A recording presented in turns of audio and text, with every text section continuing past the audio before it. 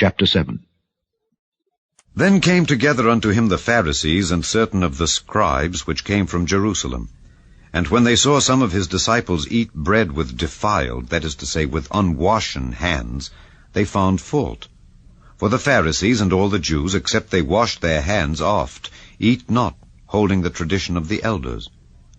And when they come from the market, except they wash, they eat not. And many other things there be which they have received to hold, as the washing of cups and pots, brazen vessels, and of tables. Then the Pharisees and scribes asked him, Why walk not thy disciples according to the tradition of the elders, but eat bread with unwashen hands? He answered and said unto them, Well hath Esaias prophesied of you hypocrites, as it is written, This people honoureth me with their lips, but their heart is far from me. Howbeit in vain do they worship me, teaching for doctrines the commandments of men. For laying aside the commandment of God, ye hold the tradition of men, as the washing of pots and cups, and many other such like things ye do. And he said unto them, Full well ye reject the commandment of God, that ye may keep your own tradition. For Moses said, Honour thy father and thy mother, and whoso curseth father or mother, let him die the death. But ye say, If a man shall say to his father or mother, It is Korban, that is to say, a gift, by whatsoever thou mightest be profited by me, he shall be free. And ye suffer him no more to do aught for his father or his mother, making the word of God of none effect through your tradition, which ye have delivered. And many such like things do ye. And when he had called all the people unto him, he said unto them, Hearken unto me every one of you, and understand.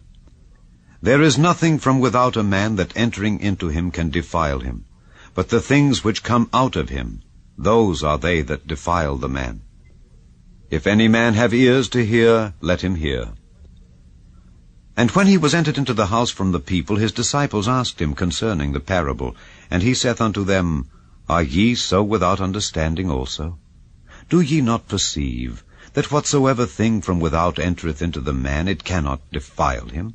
Because it entereth not into his heart, but into the belly, and goeth out into the draught, purging all meats. And he said, That which cometh out of the man, that defileth the man. For from within, out of the heart of men proceed evil thoughts, adulteries, fornications, murders, thefts, covetousness, wickedness, deceit, lasciviousness, an evil eye, blasphemy, pride, foolishness. All these evil things come from within, and defile the man. And from thence he arose, and went into the borders of Tyre and Zidon, and entered into an house, and would have no man know it. But he could not be hid. For a certain woman, whose young daughter had an unclean spirit, heard of him, and came and fell at his feet. The woman was a Greek, a Syrophoenician by nation. And she besought him that he would cast forth the devil out of her daughter. But Jesus said unto her, Let the children first be filled, for it is not meet to take the children's bread, and to cast it unto the dogs. And she answered and said unto him, Yes, Lord, yet the dogs under the table eat of the children's crumbs. And he said unto her, For this saying, go thy way. The devil is gone out of thy daughter.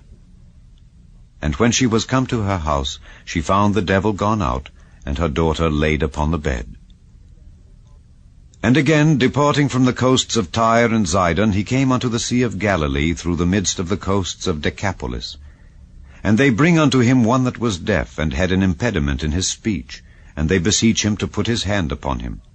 And he took him aside from the multitude, and put his fingers into his ears, and he spit, and touched his tongue.